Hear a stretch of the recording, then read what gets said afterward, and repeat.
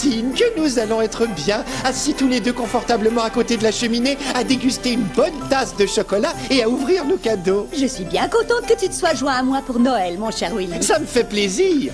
Ce que je préfère au moment de Noël, c'est qu'il ne se passe jamais rien pour troubler notre tranquillité. Oh, je savais que j'aurais dû toucher du bois.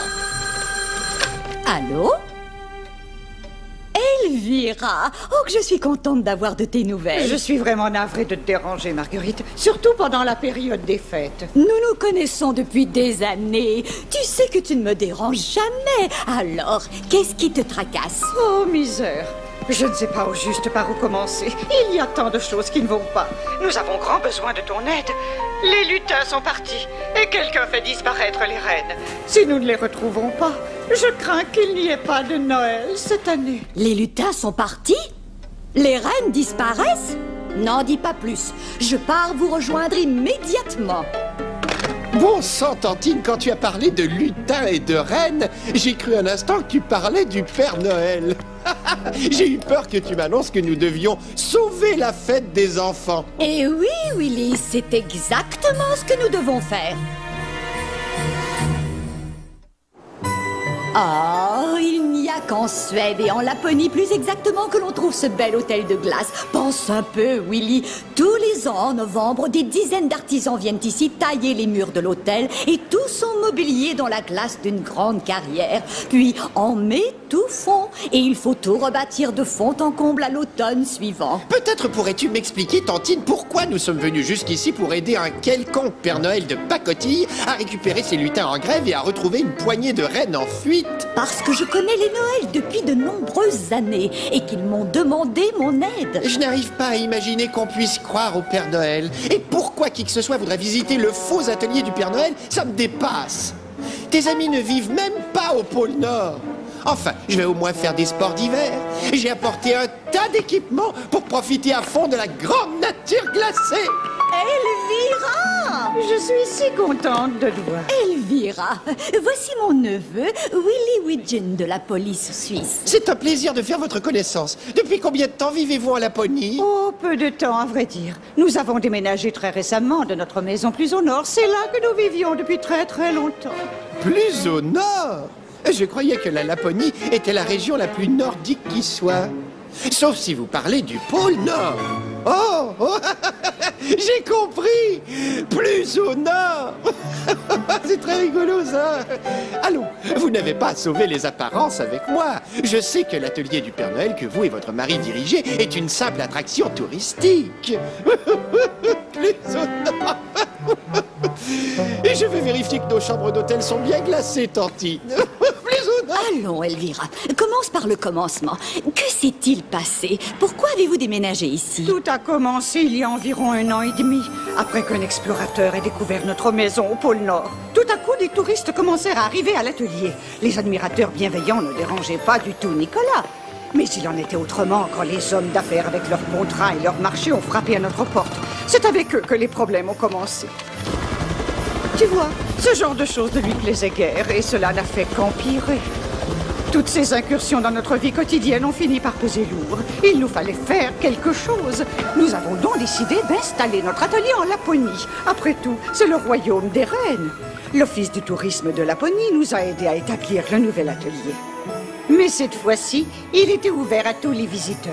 Nous avons fait de l'atelier une attraction touristique. Nous avons dit qu'il s'agissait d'une réplique fidèle de l'atelier du Père Noël. Tout le monde croyait que c'était une réplique, tandis que c'était le vrai.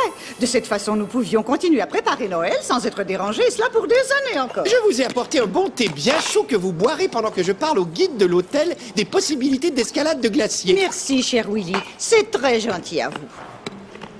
Au début, cela a marché comme un charme. Tout marchait vraiment comme sur des roulettes. Mais tout à coup, quelque chose s'est mis à effrayer les lutins. Ils appelaient cette créature Tomtenar, le troll de Noël. Pour les Suédois, c'est un personnage aussi important que le Père Noël. D'après la tradition, il vit caché sous le plancher des maisons. Il protège les animaux domestiques et le bétail, comme par exemple les reines en Laponie. On croit que la veille de Noël, il laisse des cadeaux dans chaque foyer. Mais les lutins disaient que le Tomtenar qu'ils avaient vu ne ressemblait en rien à l'aimable canard de la légende. Celui-ci, disait-il, avait des yeux brillants et cruels et un bec rempli de croix serrées. Ils guettaient les lutins qui arrivaient au travail. Un à un, les lutins cessèrent de venir à l'atelier. Et ceux qui restèrent nous dirent que les autres avaient abandonné parce qu'ils avaient trop peur de venir travailler. Puis ils disparurent tous. Et nous devions tout cela à cet horrible troll de Noël. Ensuite, l'un après l'autre, nos reines se sont mis à disparaître. Il ne nous en restait plus que 3. Tu t'imagines un peu notre situation? Plus de lutins pour fabriquer les jouets et bientôt plus de reines pour aller les livrer. Nous ne savons plus que faire et Noël qui n'est plus que dans 2 jours. Toi et Monsieur Noël devez continuer à faire fonctionner votre faux atelier. Votre secret ne risque pas d'être éventé avec moi. Je vais faire de mon mieux pour éclaircir cette affaire et sauver la fête de Noël. Je viens de parler à Tac-Tac et Mouche-Mouche, les guides de l'hôtel, et ils m'ont dit qu'il y avait de très belles montagnes à escalader dans la région. En tout cas, vous avez tout ce qu'il vous faut. C'est de l'équipement de pointe. Et je m'y connais, croyez-moi. Regardez-moi ces bottes. Je suis navrée, Willy. Nous n'avons pas le temps pour l'instant. Pourrions-nous peut-être emprunter vos motoneiges pendant un moment? Nous voudrions visiter l'atelier de jouets de Noël. Certainement. Mais je vais vous montrer le chemin. C'est facile de s'égarer dans ces paysages. Je vais chercher le reste de mes affaires. Je dois diriger un autre groupe à partir de l'hôtel. Tac, tac. Alors, à plus tard, tout le monde. On dirait qu'une tempête se dirige vers nous. Excusez-moi, Monsieur Tac-Tac. Je me demandais si vous sauriez quelque chose au sujet de Tonknar, le troll de Noël. Les gens racontent qu'il s'agit d'un esprit bénéfique qui veillait sur les animaux paisibles comme les vaches, les chevaux et les rennes. On dit que le troll est devenu méchant et furieux dès que le Père Noël est arrivé ici pour installer son atelier. On raconte qu'il n'aime pas le Père Noël, même si c'est qu'un faux Père Noël qui a envahi son territoire. Oh non!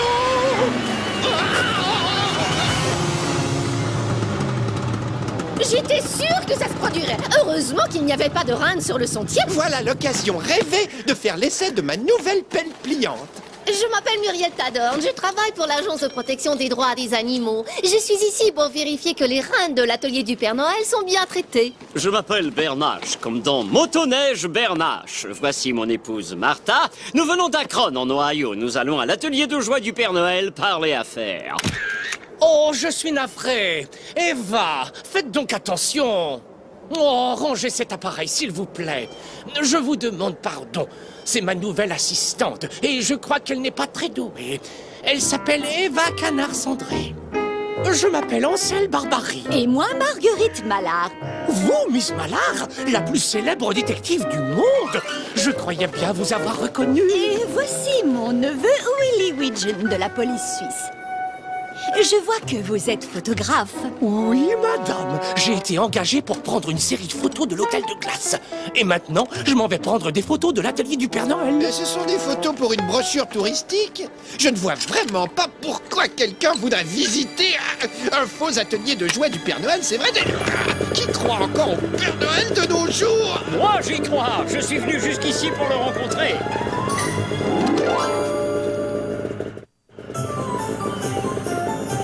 Oui, je suis persuadé que ce Monsieur Noël est le vrai Père Noël. Cela m'est égal qu'il soit vrai ou faux, du moment qu'il traite bien son troupeau de reines. Je n'en jurerai pas, mais je crois que les canards de tous les âges seraient intéressés par son atelier de jouets et je dois prendre d'autres photos à cause d'Eva.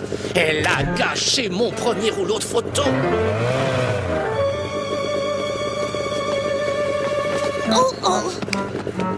Oups. Le dernier arrivé à l'atelier offre le chocolat chaud.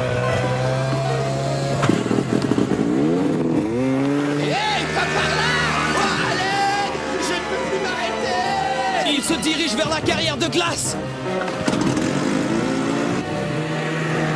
Je crois que je suis en difficulté.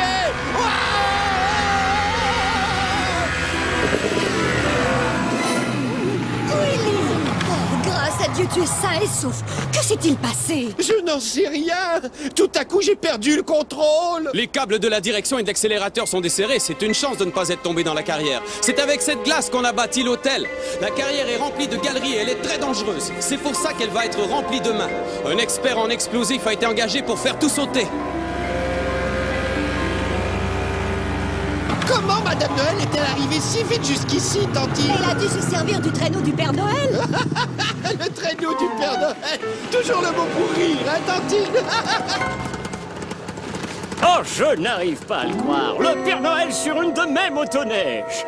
Mais qu'est-ce que ça peut faire? Vous auriez pu engager n'importe qui en costume de Père Noël pour avoir une photo de ce genre. Mais ici, c'est le vrai Père Noël. C'est vraiment un coup de chance. C'est le meilleur porte-parole de l'univers. Je vous ai dit, redit et répété, je ne suis pas le vrai Père Noël. Je ne suis qu'un simple commerçant. Cette photo est une plaisanterie. Qui voudrait croire que le Père Noël se déplace autrement qu'en traîneau tiré par des rennes? Si cette photo est publiée, elle risque de ruiner ma réputation. Nous connaissons votre secret. Nous savons qui vous êtes. Fermez votre atelier de jouets. Sans ça, Oh, c'est affreux. D'abord les lutins disparaissent, ensuite ce sont les rennes. Je parie que vous les avez cachés quelque part pour que je ne puisse pas inspecter leurs conditions de vie. Je n'ai rien fait de tel, mais non, on me fait chanter pour que je ferme mon atelier. Et maintenant, il y a cette photo. Qu'est-ce que les touristes vont penser du Père Noël, je veux dire de moi, sur cette motoneige, hein? Cela va gâcher complètement l'image que j'essaie de projeter devant les touristes. Hé, j'ai pris cette photo. Vous? Ah, ah, on passe aux aveux. Vrai ou faux Père Noël, le chantage est illégal. Je vous arrête. Attendez, c'est vrai que j'ai pris cette photo il y a quelques jours. Georges m'a demandé de la prendre. C'était une simple blague. Ce n'était pas une bonne blague pour moi. Avez-vous encore le négatif, Ansel? Je vous paierai une jolie somme pour l'avoir. Non, je craignais que quelque chose de ce genre se produise lorsque j'y repensais plus tard. Je n'ai donc pas développé le rouleau de film qui comprenait cette photo. Je l'ai jeté dans la corbeille à papier à côté de la chambre noire de l'hôtel. donc n'importe qui a pu prendre le rouleau et le développer. Ne vous en faites pas. Nous allons retrouver les rennes et les lutins et celui ou celle qui a envoyé cette photo. J'en suis certain, Miss Mallard. C'est seulement que Noël n'est que dans 2 jours, vous voyez, et nous n'avons plus grand temps. La tempête se rapproche. Je crois que vous devriez tous rentrer à l'hôtel. Ça va être un vrai blizzard. Je ne partirai pas d'ici tant que je n'aurai pas vu dans quel état sont les rennes qui restent. Je n'ai rien à voir avec ce chantage affreux, Père Noël, mais je vais vous faire une offre que vous ne pourrez pas refuser. Pas question! Vous perdez votre temps! C'est abominable! Voulez-vous, s'il vous plaît, rester à l'extérieur? Vous avez vu dans quel état sont ces pauvres rennes? Ils n'ont même pas l'air vrais! Sans doute parce que ce sont des mannequins. Quelqu'un joue de mauvais tours à ce pauvre Père Noël, et celui-ci est encore tout frais. Elvira m'avait dit qu'il restait encore 3 rennes, et elle avait attelé l'un d'entre eux pour aller et revenir de l'hôtel. Willy, viens m'aider à chercher des indices. À tes ordres, Tantine. J'avais bien besoin de ça. Willy, tu es un génie. Oh, tu viens de découvrir d'importants indices. Tu as raison, je crois. Du tissu vert vif. À mon avis, il provient d'un déguisement. Et il y a 2 traces différentes de crampons sur cette vieille planche. Tes crampons sont plantés de façon à former un V, mais les autres crampons laissent la trace d'un cercle sur la planche. Le Père Noël n'essaie pas de cacher ses rennes à votre regard. Quelqu'un les a emmenés ou leur a fait peur pour les chasser d'ici. Une personne qui porte une tenue verte et des crampons plantés en cercle sur ses bottes. Le blizzard va bientôt battre son plein. Nous devrions très vite rentrer à l'hôtel. Sans ça, nous serons coincés ici. Peut-être que nous devrions rester ici avec les Noëls à chercher d'autres indices. Je veux surtout garder l'œil sur nos suspects. Chacun d'entre eux joue peut-être un rôle dans cette énigme. Oh, que c'est contrariant. Willy avait raison de porter des crampons.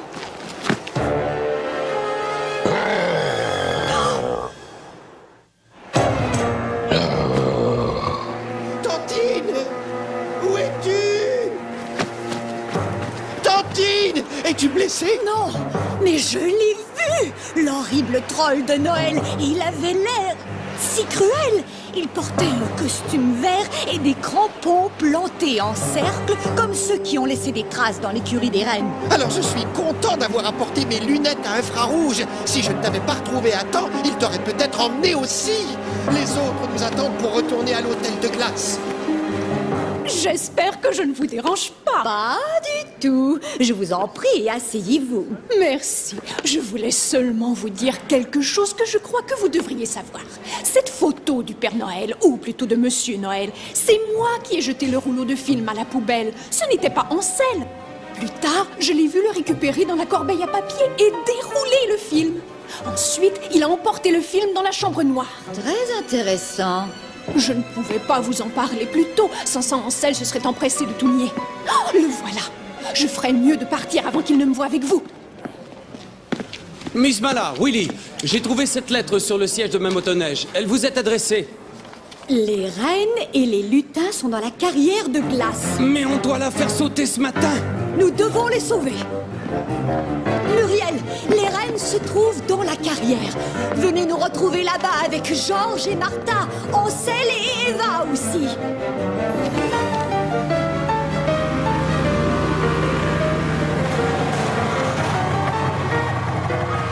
Willy, tac-tac, cherchez des empreintes de crampons qui dessinent un cercle bien net.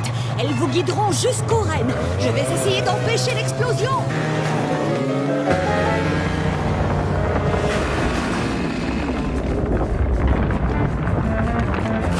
La glace de la carrière est instable. On dirait qu'il serait inutile de la faire exploser. Essayons de faire vite. Je vais visiter cette galerie. Allez voir là-bas.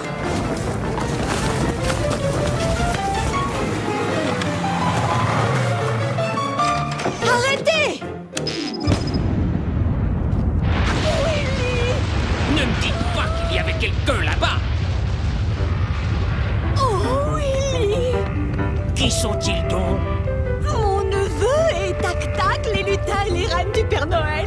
Oh, et je suppose que la fée des étoiles se trouvait aussi avec eux. J'ai trouvé les reines et les lutins dans une caverne. Le troll de Noël avait dû les poursuivre jusque-là, et chaque fois qu'ils essayaient de s'enfuir, il les effrayait de plus belle. Grâce à mon excellent équipement, nous avons réussi à sortir juste à temps. Les voilà.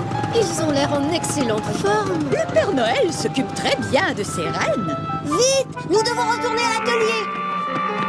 Je suis contente que vous soyez tous ici.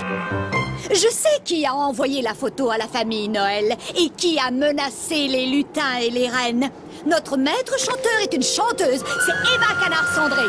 Quoi? Moi?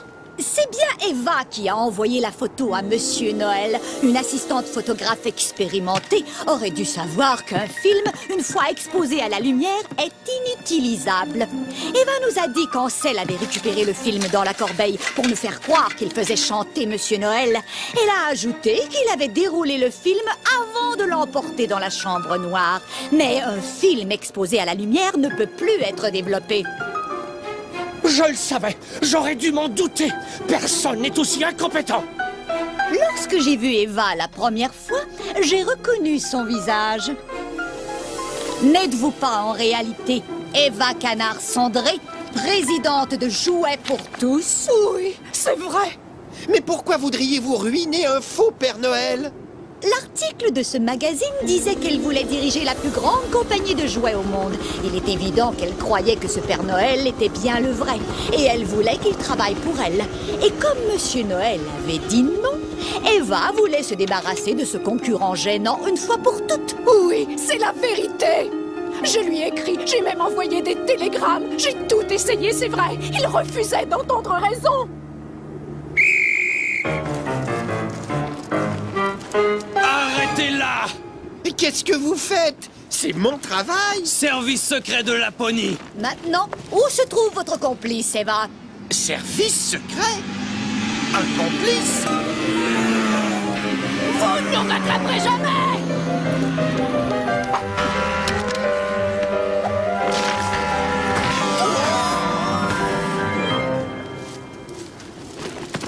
Willy, serais-tu assez aimable pour démasquer l'horrible troll de Noël?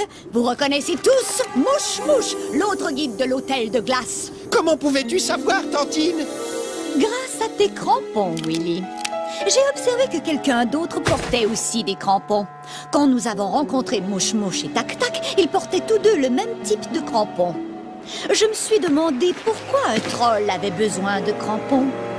Mouche-Mouche s'est servi de l'idée d'un troll de Noël devenu méchant pour effrayer les lutins et les reines et les pourchasser dans la carrière et ensuite les empêcher de sortir. Alors qui a saboté ma motoneige? Eva s'en est chargée.